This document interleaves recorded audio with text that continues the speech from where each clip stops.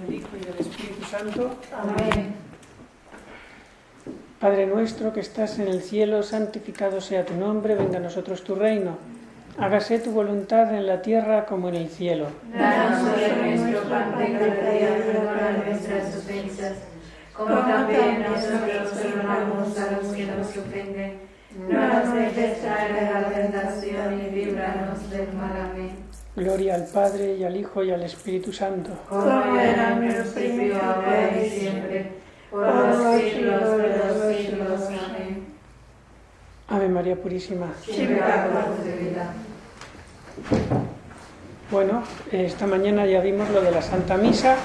Ahora vamos a ver por los documentos oficiales de la Iglesia, los rituales sobre todo, que también los tengo resumidos,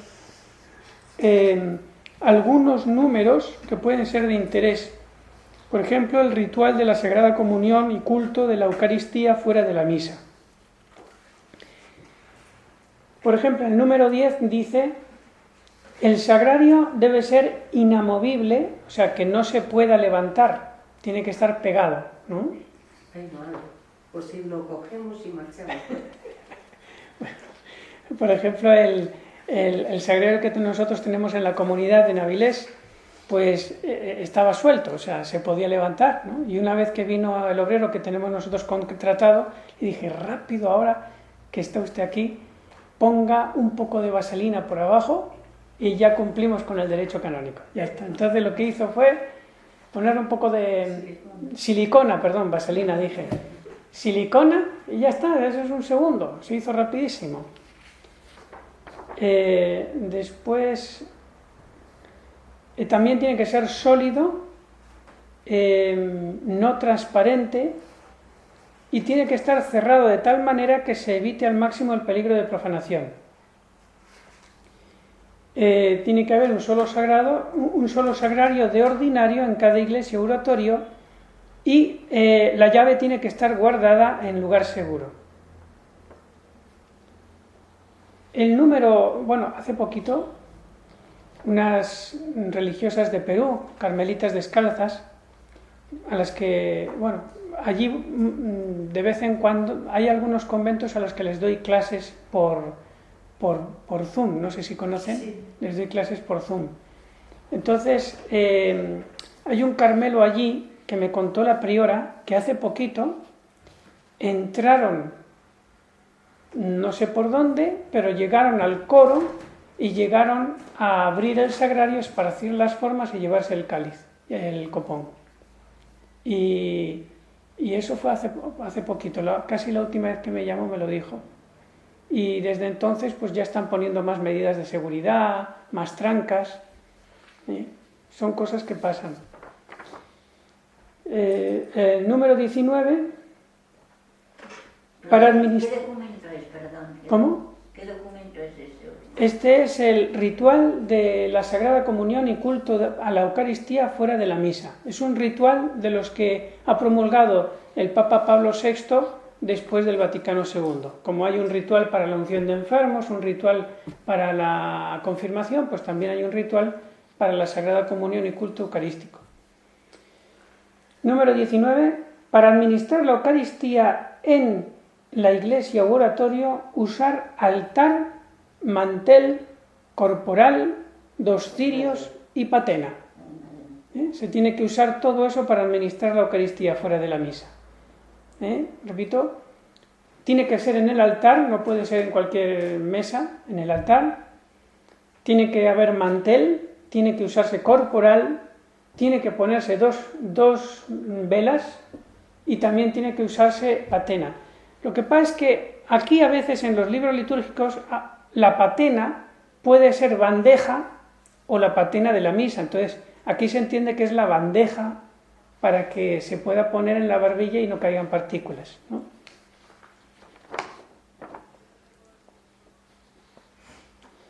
Número 22. El agua utilizada por las purificaciones, o sea, cuando se limpian los purificadores, ¿no? El agua utilizada por las purificaciones se bebe o se derrama en algún lugar conveniente, en el campo, ¿no? Ahí se puede derramar en el campo. 24. Las personas de edad avanzada o que sufren una enfermedad cualquiera, como también quienes las cuidan, pueden recibir la Sagrada Eucaristía aunque hayan tomado algo en la hora precedente, o sea, no les obliga el ayuno eucarístico. Se entiende personas ya de edad avanzada que por su edad ya están, diríamos, en peligro de que les pase algo serio, ¿no? No vale que tenga 65 años pero está como un roble, eso no es edad avanzada, tiene que ser ya una persona a la que se le puede dar la unción de enfermos, ¿no? Y los que los cuidan lo mismo, no hace falta que aguarden el ayuno eucarístico. Número 55. Cuando se lleva a un enfermo la sangre de Cristo en un recipiente cerrado, si después de la comunión queda algo, la asume el ministro y purifica el recipiente con agua. Número 84. Ante el Santísimo Sacramento, tanto si está reservado en el sagrario como si está expuesto para la adoración pública, solo se hace genuflexión sencilla, es decir, esto. Anteriormente se hacía con las dos rodillas, ¿no? Entonces, bueno, esto es lo que pone aquí, en el número 84. 85. Para la exposición de la Eucaristía, para la exposición en la custodia se pueden encender o 4 velas o 6 velas y se emplea incienso. Para la exposición con el copón, por lo menos 2 velas. O sea, cuando es con el copón, no con la custodia, por lo menos se pueden poner 2 velas, pero se pueden poner 4 y 6 también.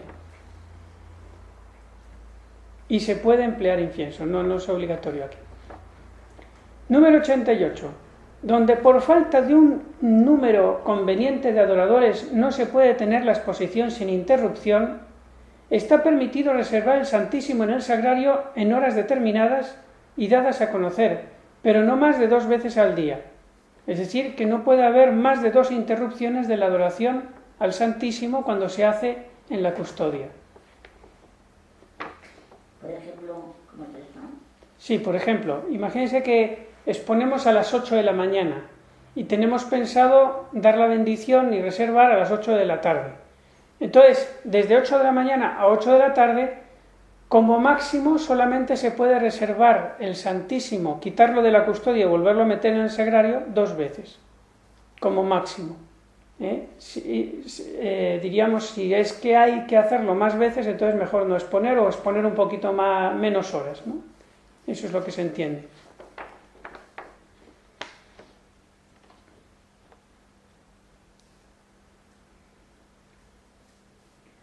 Y para la exposición del Santísimo, si lo hace el sacerdote, usa la estola de color blanco. Muy bien. Vamos a ver un poquito sobre el sacramento de la penitencia, en cuanto a la liturgia. Aquí hay cosas que muchos no saben y no se cumplen, ¿no? Pero en el ritual del sacramento de la penitencia hay 3 ritos, diríamos. El de un solo penitente, el de hacer una celebración litúrgica comunitaria de la penitencia con absolución y confesión individual, que es lo que se suele hacer en la Semana Santa, ¿no? En días determinados. Y luego está el tercer rito, que es el de la absolución general, que solamente se puede hacer en peligro de muerte o en casos ya determinados por el obispo, por ejemplo, de repente un obispo va a un pueblo donde no se va durante mucho tiempo y hay gente que hay que confirmarla y si no se confirma ahí, pues no se confirma hasta el año que viene. O sea, razones de misión, ¿no? Que en España no se dan. Pero bueno, lo más lógico es en peligro de muerte, ¿no? La absolución general. Se está cayendo el avión, pues ahí va. Se da la absolución general. Entonces, bueno, si no es por eso no se puede dar la absolución general, sería inválida. Y respecto al rito de un solo penitente, número 16. El penitente hace la señal de la cruz al principio de la confesión. O sea, tiene que empezar en el nombre del Padre, y del Hijo, y del Espíritu Santo. Amén. El sacerdote hace una exhortación a la confianza. Por ejemplo, Ave María Purísima, ¿no? Esa puede ser la exhortación a la confianza. El penitente desconocido indica al confesor su situación personal, por ejemplo, el tiempo que hace que no se confiesa. Número 17. Se lee un texto de la Sagrada Escritura, que puede ser también dicho de memoria. Esto, pues muchos sacerdotes no lo hacen. Por eso yo cuando voy a confesar tengo siempre mi rito mínimo para cumplir todo esto, que es Ave María Purísima, sin pecado concebida, en el nombre del Padre, y del Hijo, y del Espíritu Santo. Amén. Dad gracias al Señor porque es bueno, porque es eterna su misericordia. Y luego dice también el Catecismo que también se dé la bendición antes de la confesión. Entonces, la bendición de Dios Todopoderoso, Padre, Hijo y Espíritu Santo, descienda sobre ti y permanezca siempre. Amén. Diga arrepentido sus pecados. O sea, todo esto que he dicho cumple lo que está aquí y lo hago en medio minuto, ¿no? Pero, no sé, yo soy así, ¿no? Yo quiero cumplir todo. Entonces, se lee un texto de la Sagrada Escritura, aunque sea de memoria, se dice, y luego dice, no se omita salvo alguna excepción. O sea, este rito que digo, de un texto de la Sagrada Escritura, exhortar a la confianza, la señal de la cruz, esto no se omita, sino en caso de excepción. El Catecismo dice que ordinariamente en este momento se dé la bendición y se exhorta al arrepentimiento de los pecados, lo que les he dicho antes. Número 19. El sacerdote impone sus dos manos, o al menos la derecha, haciendo la señal de la cruz al decir la fórmula del sacramento. O sea, yo te absolvo de tus pecados. Cuando dice eso, entonces levanta la mano derecha, pero no hace falta que toque al penitente. Más todavía si rejilla no se puede, pero tiene que levantarla. Basta con que haga así para que esto ya sea una imposición de mano.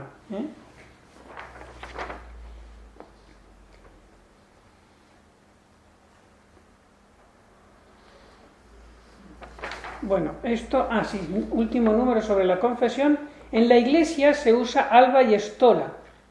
El sacerdote tiene que usar alba y estola cuando confiesa en la Iglesia, por ejemplo en el confesionario de la Iglesia o de la sacristía. En otro lugar apropiado, fuera de la Iglesia, no es necesario usar ningún ornamento. O sea, así como voy, puedo confesar en la calle. No hace falta ni que me ponga estola. Pero los que llevan traje talar, como yo ahora, la sotana, no es necesario que me ponga el alba, sino que basta con que me ponga la estola. Pero si voy de clériman, me tengo que poner el alba también. Bueno, hasta aquí. Esto es, como dicen, ir como gato sobre brasas, ¿no? Rápido. Un poquito sobre el libro de las preces. El uso del libro de las preces en la misa, con asistencia de pueblo, es conveniente y es después de la liturgia de la palabra. En los domingos y fiestas de precepto es obligatorio su uso y es después del credo. Esto quiere decir que si no es domingo o fiestas de precepto, no es obligatorio usar el libro de los preces. Lo digo por si alguna vez un sacerdote en una misa de lunes no lo usa, pues para que sepan que no está haciendo nada malo, ¿no? Porque no es obligatorio de lunes a sábado. Luego también otra cosa sobre las preces es que la distribución de las preces que se leen, la distribución que se hace por tiempos litúrgicos y fiestas no es obligatoria.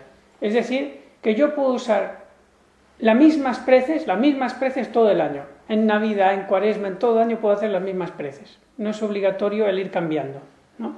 Por ejemplo, yo lo que suelo hacer en la misa, como ustedes ven, es la parte final del misal pone unas preces que pone las de Adviento, las de Cuaresma, las de tiempo ordinario.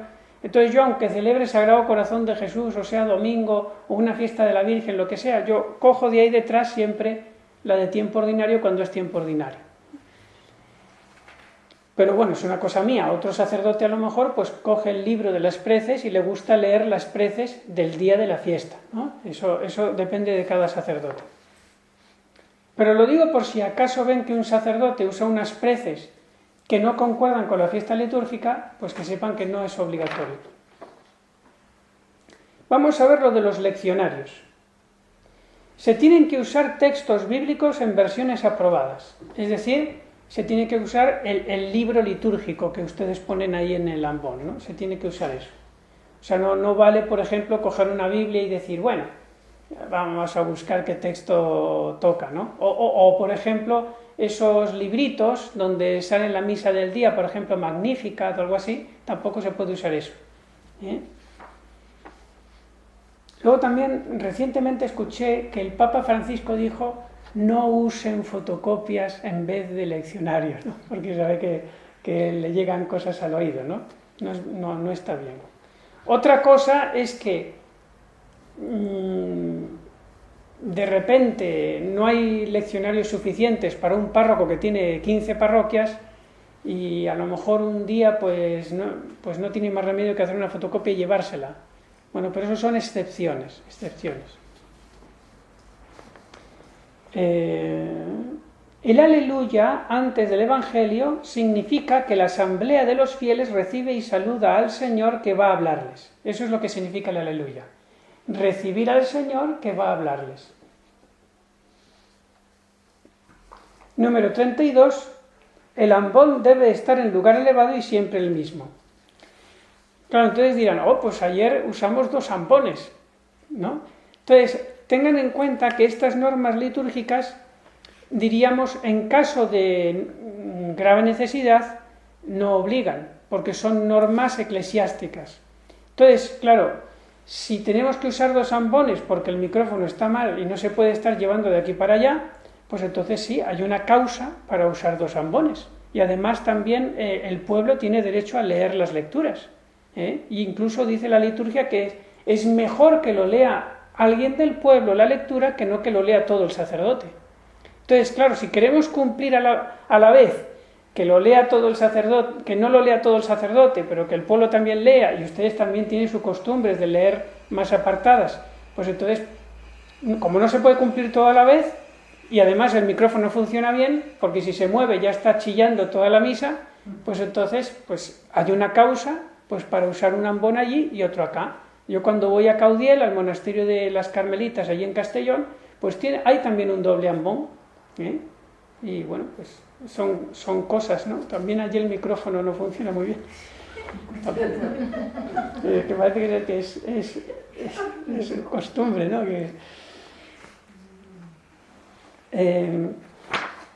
Vamos a ver, número 37. Los leccionarios que se utilizan en la celebración por la dignidad que exige la palabra de Dios no deben ser sustituidos por otros subsidios de orden pastoral. Era lo que le decía antes, ¿no? Como por ejemplo hojas que se hacen para los fieles para hacer las lecturas y cosas de esas. Número 70. En las misas obligatorias de santos, fuera de la lectura propia, las demás lecturas citadas que se hallan en el común son de preferencia, no obligatorias. Solo se pueden usar las lecturas del común a discreción si se remite a las comunes. Esto lo voy a explicar porque así leído muy rápido no se pierde. Pero es muy importante sobre todo para la hermana que prepara las lecturas. A ver, tenemos, por ejemplo, una lectura de santos, de un santo que es memoria obligatoria. Entonces, por un lado están las lecturas de la feria. Por otro lado están las lecturas propias del santo. Y por otro lado están las del común de santos. O sea, hay 3 sitios de donde se puede buscar la lectura para leerla en la misa. 3 sitios. Entonces, ¿qué dice las normas litúrgicas?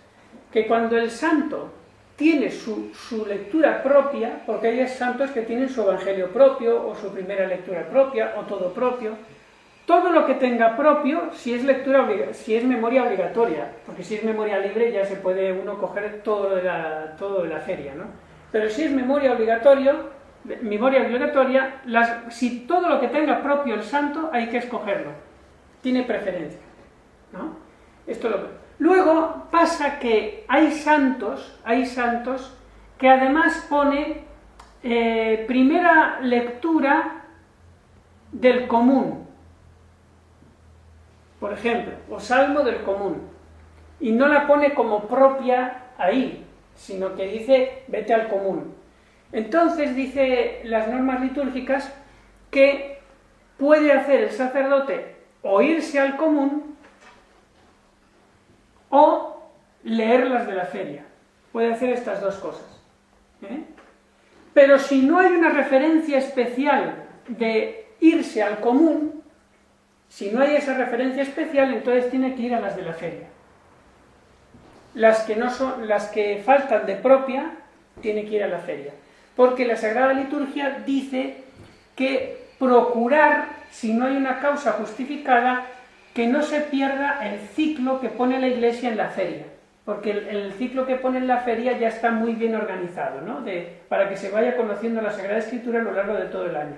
Entonces, si estamos sustituyendo por devoción o por misas de santos, misas votivas, si estamos sustituyendo las lecturas de feria por otras lecturas de los santos que nos dan mucha devoción, entonces, claro, no seguimos el año litúrgico que nos pone la Iglesia en la feria.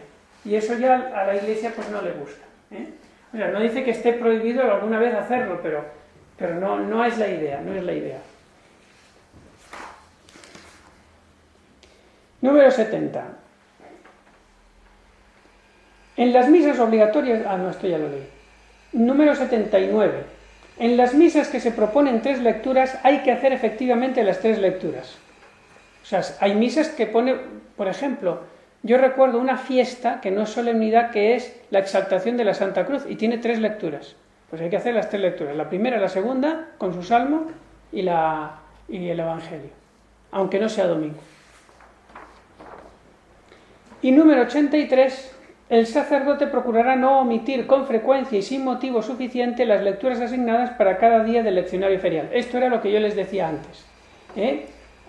Procurar la mayoría de las veces ir a las lecturas de la feria, a no ser que un propio de algún santo me obligue a hacer otra lectura. Muy bien.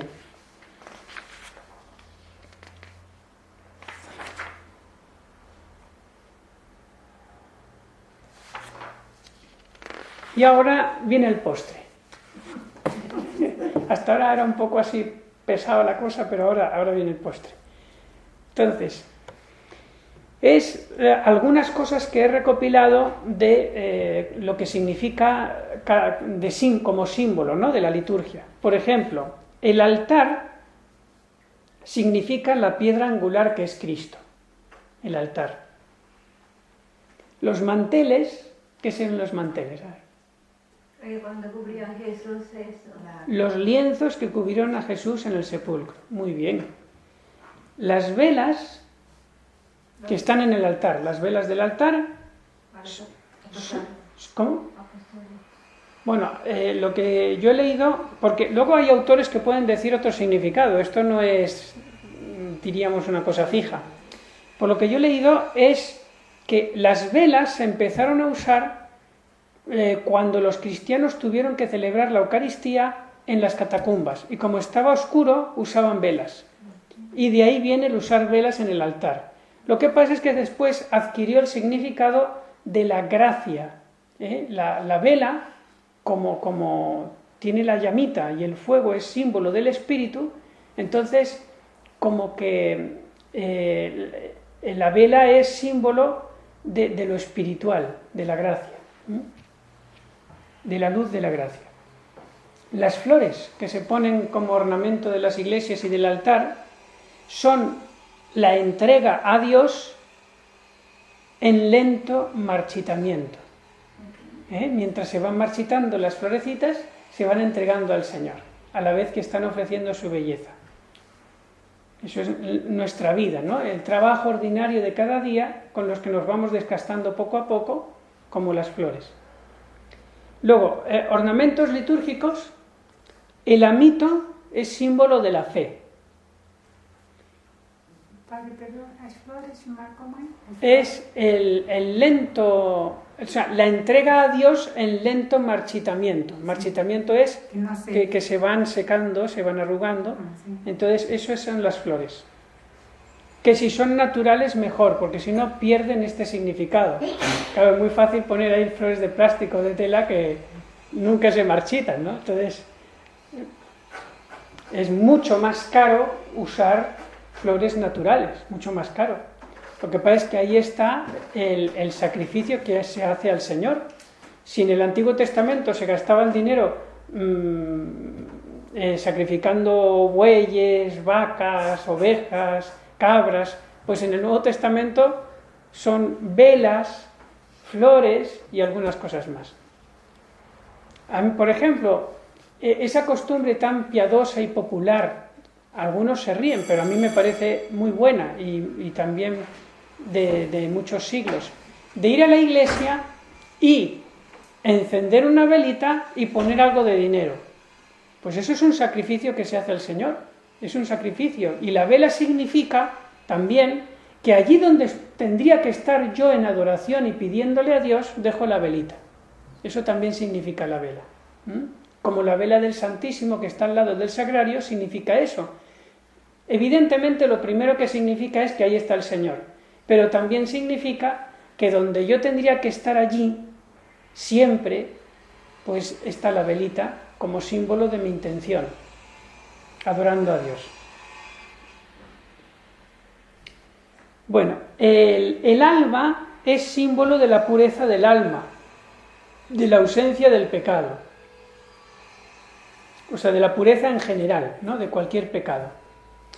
Y el cíngulo es símbolo de la castidad del cuerpo.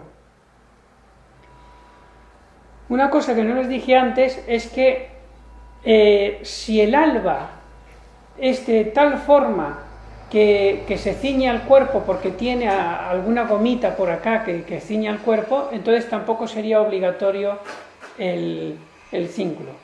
Pero bueno, lo normal es que sí obligatorio porque las albas generalmente no tienen eso. La estola tiene varios significados, es muy rico su significado, es el signo propiamente sacerdotal, la estola.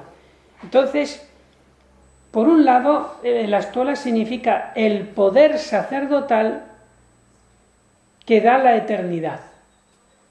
El poder sacerdotal que da la eternidad.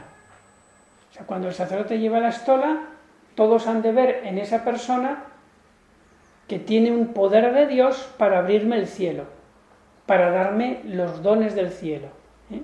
También significa Jesús con la cruz a cuestas. Y también puede significar, tal vez es el significado de los más bonitos, es el buen pastor llevando a la ovejita, a la ovejita perdida a sus hombros, ¿no?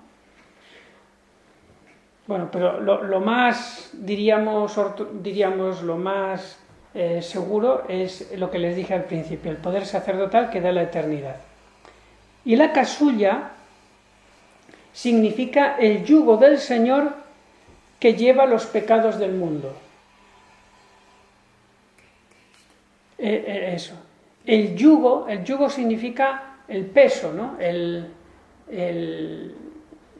Un peso que lleva encima el Señor, que son los pecados del mundo. De la casulla. De la casulla. Y además la casulla a veces lleva una cruz delante y una cruz detrás. Entonces también puede significar la cruz de los pecados del mundo y los pecados propios, en el caso del sacerdote humano, bueno, nosotros. Antiguamente, en la misa tridentina, había una oración para cada ornamento litúrgico que se ponía el sacerdote, además del manípulo que se ponía aquí. Ahora eso ya no es obligatorio. El color de la casulla y de la estola, que también puede ser el color del cíngulo, pero ya no es obligatorio, puede ser el cíngulo blanco siempre. Los colores, vamos a ver, el blanco es el de la pureza, y se usa para todos los santos y fiestas del Señor y de la Santísima Virgen, a no ser que se diga lo contrario. Como por ejemplo en el caso de los mártires, ya no es blanco, es rojo por otra razón. Es el color del cielo, el blanco, la pureza, la luz. El rojo simboliza la sangre, y por eso la sangre y el fuego, las dos cosas, la sangre y el fuego. Cuando simboliza la sangre es cuando se celebran los mártires, y cuando se simboliza el fuego, ¿qué fiesta? Pentecostés. Pentecostés es de rojo también. No es por la sangre, sino que es por el fuego del Espíritu Santo. El verde es el color de la alegre esperanza, y se usa en el tiempo ordinario, y significa también el peregrinar de nuestra vida al encuentro del Señor, porque es el tiempo, diríamos, más largo. Entonces ese es el peregrinar de la vida al encuentro del Señor, con esperanza. Ese es el verde. Y el morado simboliza la tristeza penitencial agradable a Dios. Porque muchas veces en la Sagrada Escritura se ve cómo Dios se conmueve y derrama inmensas gracias ante un alma triste, con una tristeza santa. Por ejemplo, el caso de Ana, que estaba triste porque no podía tener hijos, o el caso del afligido que está perseguido por los impíos, ¿no? Pues todas esas tristezas santas conmueven muchísimo el corazón de Cristo, y de eso es el símbolo del color morado. Muy bien. ¿Alguna pregunta? Está todo muy claro. Pues sigo con el pastel, con esto. A ver. Dentro de la misa, ¿saben qué significa la procesión de entrada? La procesión hacia Jerusalén, la Jerusalén celestial.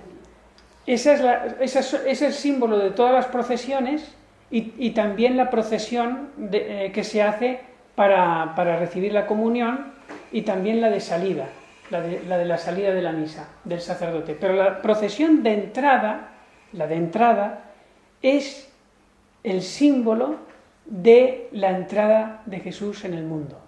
Así comienza la misa, con el símbolo de la encarnación, de la venida de Jesús al mundo. Precioso. Luego, el beso al altar que hace el sacerdote simboliza el beso a Cristo dormido en el sepulcro. Las lecturas también tienen su simbolismo, porque fíjense que primero se leen las del Antiguo Testamento, después la epístola, y luego al final ya el Evangelio. Eso también tiene un sentido, que es el progreso del aumento de la luz a lo largo de los tiempos y de los siglos, en la revelación hasta llegar a Jesús. Pues eso también se ve en las lecturas. ¿Y saben en qué lugar, en qué fiesta eso se ve todavía más?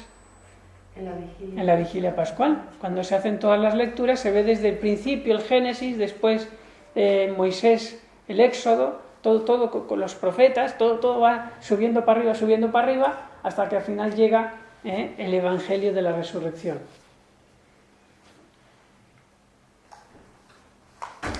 El beso al Evangelio significa el acatamiento a su palabra.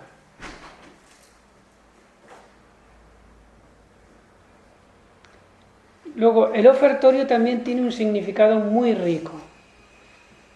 El ofertorio, que es cuando se presentan los dones materiales en el altar, es del siglo II, es antiquísimo, y se introdujo en el siglo II en la Iglesia para hacer la contra a los gnósticos que decían que la materia es mala.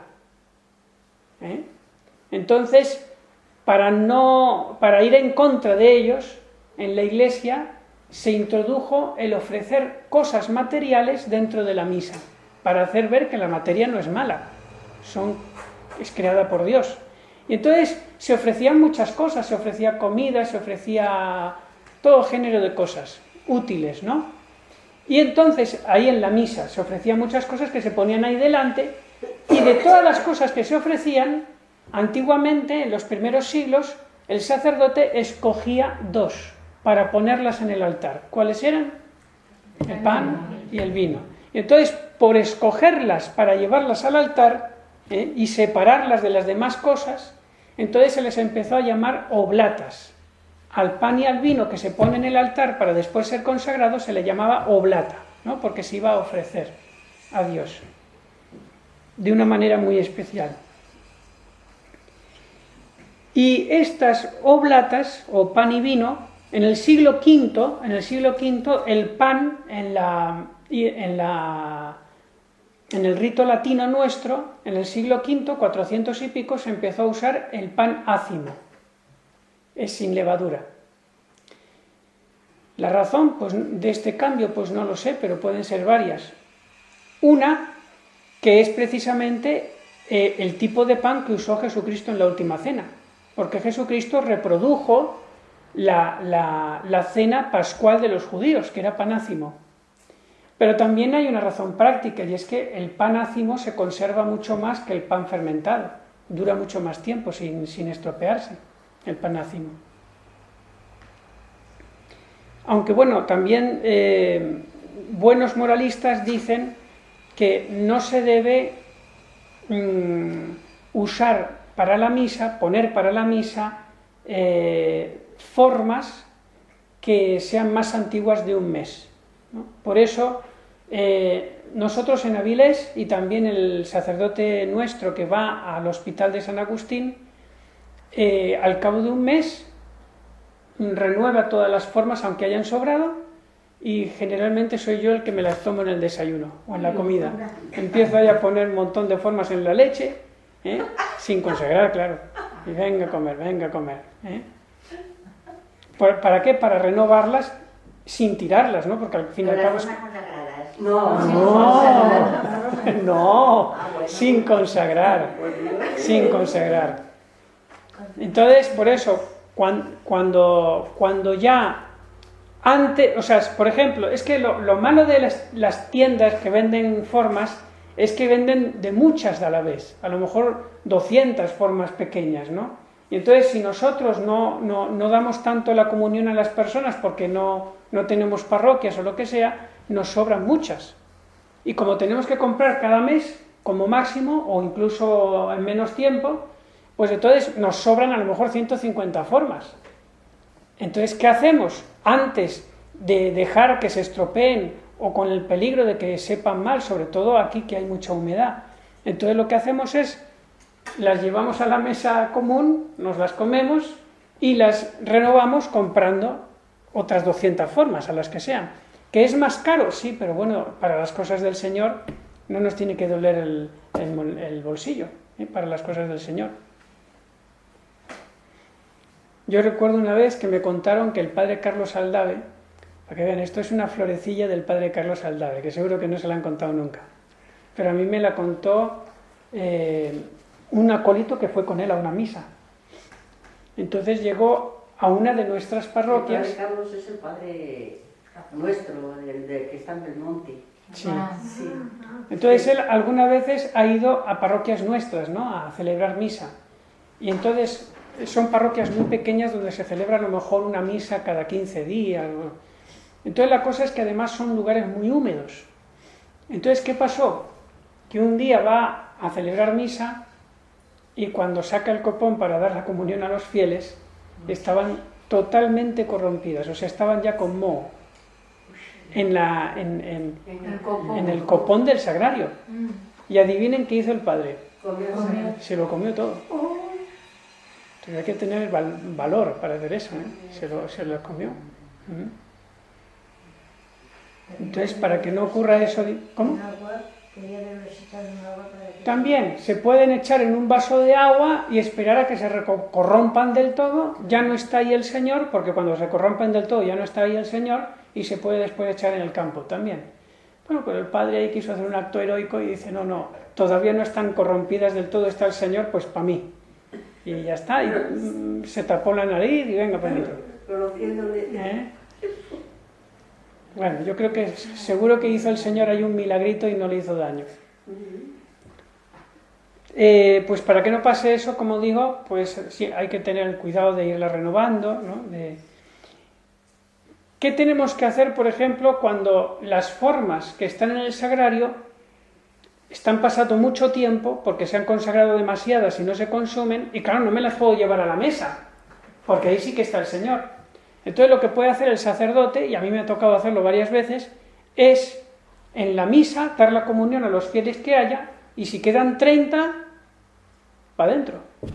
Me las voy tomando con paciencia, de 5 en 5, y me las tomo todas para renovarlas, es decir, vaciar el copón para que no se estropeen, y luego ya pongo las nuevas, las que se han consagrado en la misa.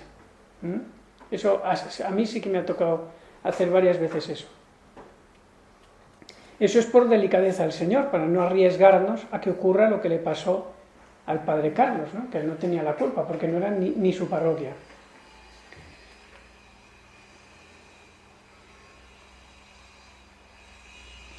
Bueno, y luego después se llamó a la Sagrada Hostia, o sea, se llamó a la Eucaristía hostia. ¿Saben de dónde viene? Viene de hostio, que significa herir. ¿Por qué? Porque la forma, cuando es consagrada en la misa, después se va a partir simbolizando la pasión de Cristo, ¿no? Entonces, por eso se llamó hostia, en cuanto a su valor etimológico de la palabra es herir, ¿no? Por eso también hostia significa víctima, herida, ¿no? Víctima.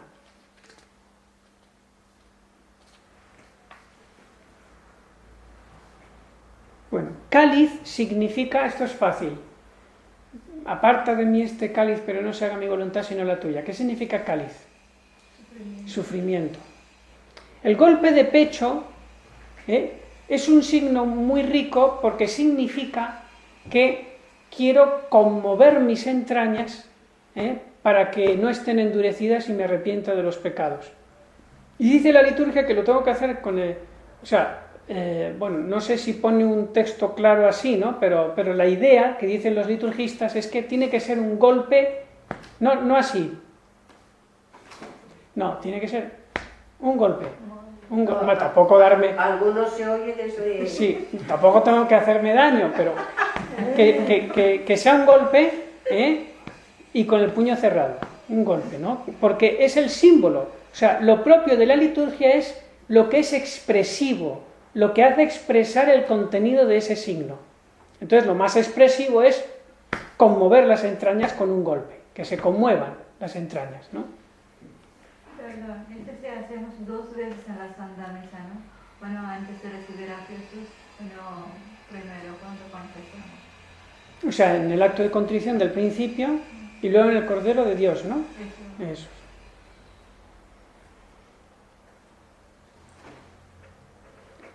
Las gradas por las que uno sube para el presbiterio significan la elevación a Dios, en donde está el altar. El agua bendita significa la gracia, y muy en concreto es el recuerdo de la gracia bautismal, el agua bendita. El fuego simboliza, además del Espíritu Santo, la vida interior. La ceniza, esto es muy fácil. ¿Qué significa la ceniza? La ceniza. La muerte. No, el arrepentimiento. Bueno, más calor ahí ha habido. Es la muerte en cuanto la caducidad del ser humano. La caducidad, ¿no? ¿Qué es eso? El incienso, esto está en el Evangelio, no, perdón, el Evangelio, está en el Apocalipsis. ¿El incienso qué significa? Las oraciones de los santos, que suben al cielo. El pan también tiene su símbolo, como alimento del alma. ¿Y el vino qué significa? Alegría. Por eso mi nombre es el dios del vino y de la alegría. Es un dios griego. Dionisio. Padre, perdón, el fuego, Espíritu Santo, ¿no? Y también la vida interior. El fuego, Espíritu Santo y la vida interior. Y la vida interior. La muerte de sal. Luego, la patena La patena, no la bandeja que se pone aquí, sino la patena que tiene el sacerdote en el corporal, significa el corazón abierto para entregarse. Por eso cóncava así, ¿no? El corazón abierto para entregarse. Y ya lo último, las campanas. Las campanas significa la llamada de Dios a todos los hombres, para la conversión, para ir hacia Él, la llamada de Dios a todo el mundo. Pero una para la las de... Todas. Por eso se empeña. También las de la consagración. Yo creo que pues sí, todas las campanas significan eso. Lo que pasa es que la de la consagración se usaba en la misa tridentina porque el sacerdote, como lo decía casi todo en silencio, y había fieles que estaban pues muy atrás, entonces era un poco, y encima de espaldas, entonces claro, todo era acorde para que ocurriera la consagración y los fieles no se enteraran. Entonces el acólito tocaba la campana para decir, cuidado que viene ahora la consagración, todos de rodillas, ¿no? Esa es la utilidad de la campana en la consagración, que todavía se puede usar ahora, todavía se puede usar. Bien, ¿alguna preguntita más de todo lo que hemos visto de liturgia? Menos mal que se está grabando, porque son muchos datos. La tienen en el ordenador, nada más que tienen que imprimirlo y ya está. Incluso tienen más cosas de liturgia que las que yo he explicado, más. Padre, aunque sea distinto, el sagrado convite que nosotros rezamos, tiene que ser en todos los actos de comunidad o sagrado convite. Al empezar un acto de comunidad rezamos el sagrado convite. ¿Y eso qué es, el sagrado convite? O sagrado convite. Esto, saludando al Señor, o sagrado que Cristo es nuestra comida, se renueva en memoria. El alma se llena de gracia, se nos da. El ceremonia nuestro lo pone para todas las horas. Decís el pan bajado del cielo y que contiene todo el deleite. Sí, bueno, como eso es una cosa que forma parte de la costumbre de ustedes, pues yo la verdad estoy... No, es litúrgico, nuestro particular. No es que yo había oído a un liturgista que son la primera vez, vale. Pero eso depende de las costumbres que tienen ustedes. Yo ahí no, diríamos, no he estudiado las costumbres de ustedes, ¿no? El ceremonial de la orden pone que se haga antes de empezar cualquier acto de coro. Ya digo que ustedes de eso saben más que yo. Es un acto de fe y de adoración al Santísimo Sacramento. Que menos que empezar con eso cuando vamos a... Claro, es una manera de sobrenaturalizarlo todo. Claro. Es que en algunas partes lo hacen. Es que a veces son muy seguidos los actos y... Por la mañana al empezar. Nosotros lo hacemos cada vez que empezamos el oficio. Claro, como están en vida comunitaria, lo lógico es ir todos a una, ¿no? Y para que vayamos todos a una, pues tenemos que ir todos con la priora, porque si no, cada uno va. Sí, pues bueno, pero ya digo, para eso en cada convento hay una priora que va dando unidad. No, la priora no puede hacer eso es litúrgico. Pues por eso Ya. el Bueno, pero estamos hablando de cosas de dominicas, no de cosas de la liturgia común de la Iglesia. Yo me pierdo. Yo me siento ahora como era aquel general romano o diríamos que vinieron los judíos ahí a decir porque Pablo dice que no sé qué, no sé cuánto, y el otro se perdía, ¿no? Y dice, hombre, os escucharía con paciencia, esto en los Hechos de los Apóstoles, ¿no? Félix, ¿no? Os escucharía con paciencia si me dijerais algún crimen vamos, normal, ha matado a alguien, ha robado, pero si ustedes empiezan con su religión, pues arréglense ustedes. Pues yo un poquito me acuerdo de eso, ¿no? Digo, que... Padre, pero todo lo que ve contigo, besar el libro, ¿cómo se llama? Besar el libro. Besar el libro. Sí, de leccionar, de evangelio. ¿Qué significa? Eso lo he dicho ahora. Es besar el libro, el evangelio, es el acatamiento a su palabra. Ya he visto aquí tomar mucho apunte, ¿eh? Se ve que esto de los símbolos... Bueno, pues... En la campana mismo, cuando campana hay distintas maneras de tocar. Por ejemplo, cuando viene un señor aquí, él canta cuando al levantar sagrada forma y al principio 3 veces, distintas maneras. La campana, ¿no? La campana. Eso era el diácono, ¿no? ¿Y la capa pluvial qué significa?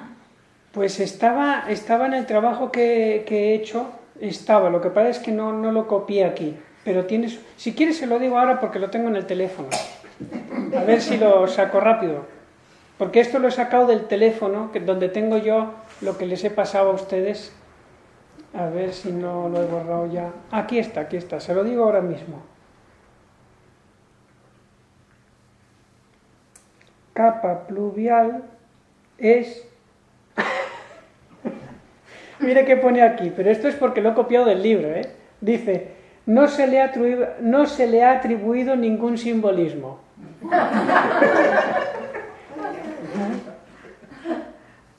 Pero, por ejemplo, si tienen más hambre de símbolos, dice, por ejemplo, el Belén. El Belén, que ya sabemos que es el símbolo del niño Jesús que nace, pero ¿saben quién parece ser que hubo un santo que empezó a hacerlo primero? San Francisco de Asís, sí. ¿Y el anillo qué significa? El anillo del obispo. Al año del obispo. El anillo en el matrimonio significa la fidelidad de los esposos, en el obispo la fidelidad a la iglesia, esposa de Cristo. ¿Y en nosotras? ¿A ustedes también tienen anillo? Sí. Todas. Pues será como esposas de Cristo, como esposas de Cristo, claro.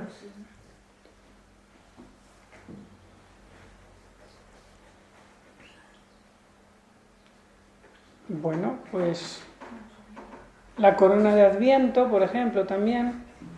La luz de las velas es la salvación que nos trae Jesucristo. El follaje verde es la esperanza en Él. Y la forma redonda es la corona del Señor, Rey que viene. Muy rico en simbolismo, la corona de Adviento. ¿Alguna preguntita más? Muchísimas gracias. Muy bien.